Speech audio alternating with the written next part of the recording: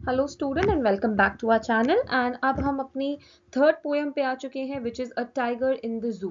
ठीक है, तो पहले हमने दो पोएम्स डिस्कस कर ली हैं, मेनली दोनों ही रॉबर्ट फ्रॉस्ट की पोएम्स थी।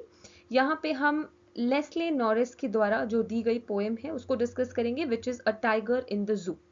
Again poetic devices, summary, theme, everything we will discuss in this video. ठीक है, सबसे पहले हम पोएटिक डिवाइसेस की बात करते हैं।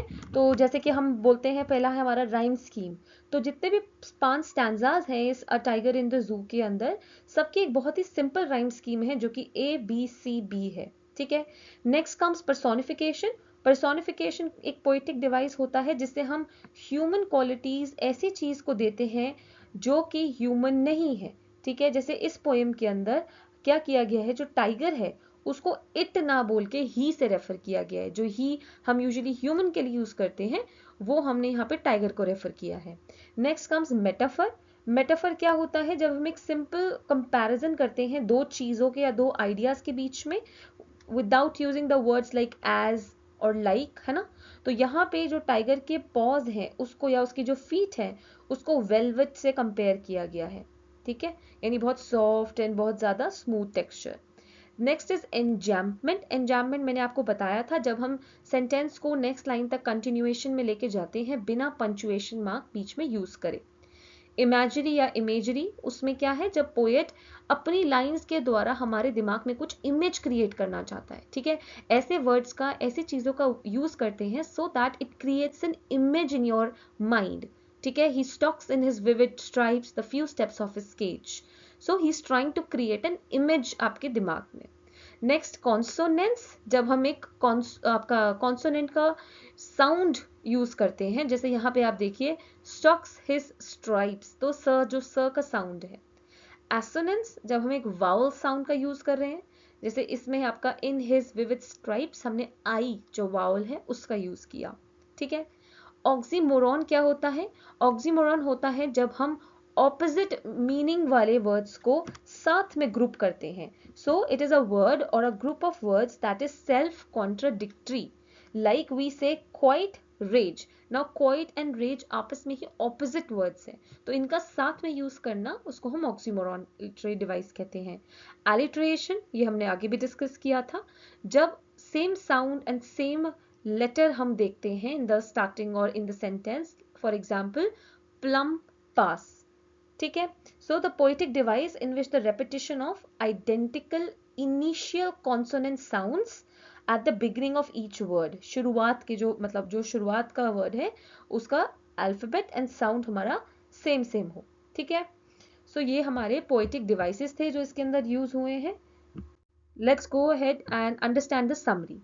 तो अब इसमें है क्या, देखो बहुत ज्यादा अगर मैं आपको शॉर्ट में बताऊं तो पिटिफुल कंडीशंस, यानी जो बहुत ही दयनीय कंडीशंस हैं टाइगर की एक जू के अंदर, उसको यहाँ पे हाईलाइट करा गया है, बताया गया है।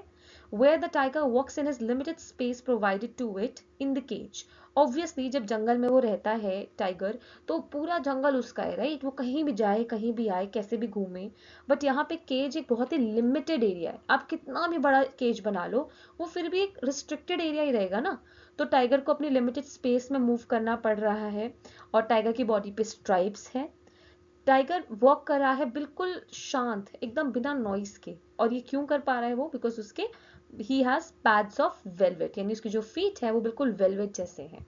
ठीक है, अभी जैसे मैंने कहा केज जो है वो नेचुरल हैबिटेट तो है नहीं ना, पिंजरा जो होता है वो किसी भी जानवर का नेचुरल हैबिटेट तो नहीं होता, तो टाइगर का भी वो नेचुरल हैबिटेट नहीं है, इसीलिए वो वहां पे बहुत अनकंफर्टेबल है। ठीक है, क्योंकि जैसे वो फॉरेस्ट में रहता तो वो शांति से आराम से अपना घूमता, उसके पास स्पेस होती, मूव करता और शिकार करता, बट यहाँ पे ये सब नहीं हो पा रहा है। तो टाइगर जो है बेसिकली इंसान की जो क्रुएलिटी है उसका एक शिकार बन चुका है। इसी वजह से टाइगर बहुत गुस्सा है, क्योंकि उसकी आजादी छीन ली गई है। जस्ट लाइक हमसे अगर पेरेंट्स घर रहने को बोलते हैं हम एंग्री हो जाते हैं ना कि हमको फ्रीडम नहीं मिल रही है, similarly tiger is angry because his freedom is being taken away. And if the tiger would have been free, अगर टाइगर को फ्री छोड़ दें तो वो आस पास के जो घर हैं जो कि फॉरेस्ट के आउटस्कर्ट्स में हैं उनमें घुस जाएगा और वहां जाके लोगों को अपने शार्प टूथ और क्लॉ से डरा सकता है, डराएगा और उनके बीच में एक डर पैदा करेगा। ठीक है। फर्दर पोएट का ये कहना है क्योंकि जो टाइगर है उसको एक स्ट्रॉन्ग सेल में रखा गया है जो कि बहुत स्ट्रॉन्ग बिल्डिंग मटेरियल का बना है, ठीक है, ताकि वो मतलब उसका जो भी खौफ है सब है वो बिहाइंड द बार्स ही रहे, वो निकल के ना आ सके, ठीक है।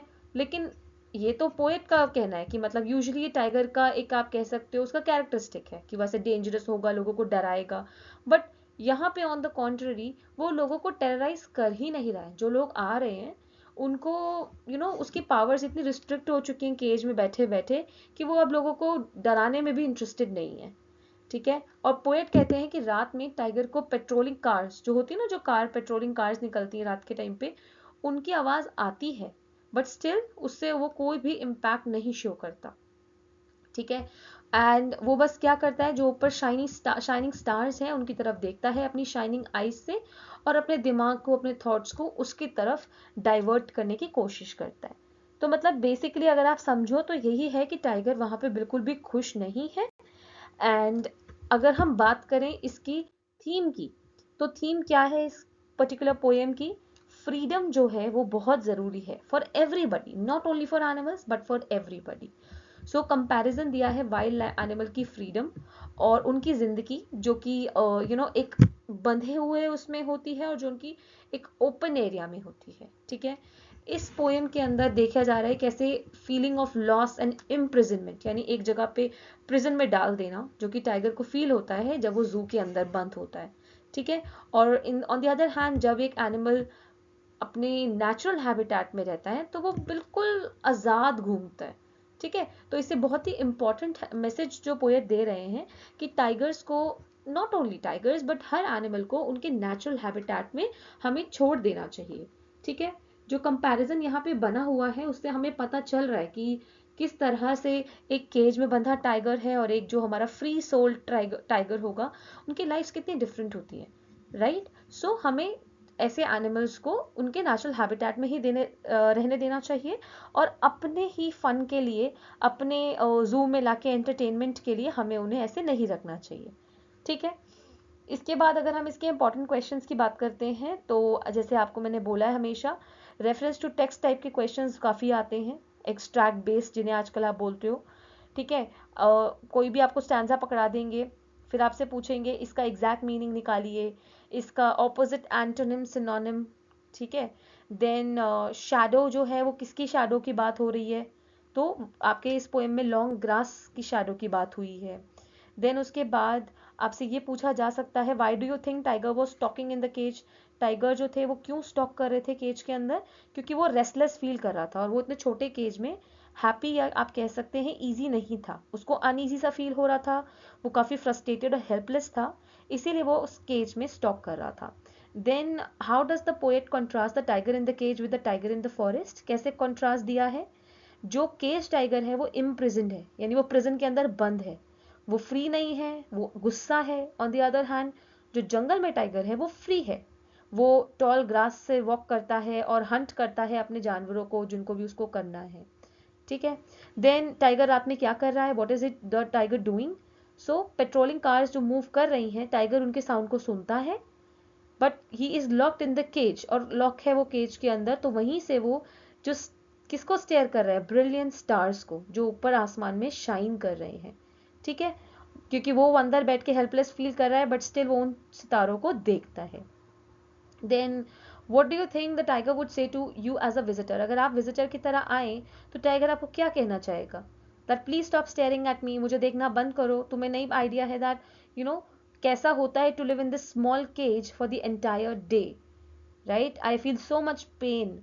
So this is what the tiger might feel like saying. So this is it about it, and you can also get some questions like the tiger is in the poem is feeling miserable in a concrete cell. So does it not amount to cruelty कि आपको लगता है ये cruel है or you think it's fair? तो मतलब इस तरह के questions भी पूछे जा सकते हैं. So these are all that we need to discuss in this particular poem. I hope आपको समझ में आ गया होगा. Any doubt if you have, please do not forget to put it in the comment section. ठीक है, आपका कोई भी question है आप comment section में डाल दो. We will definitely check it for you and get back to you. So thanks a lot for watching and keep learning, students.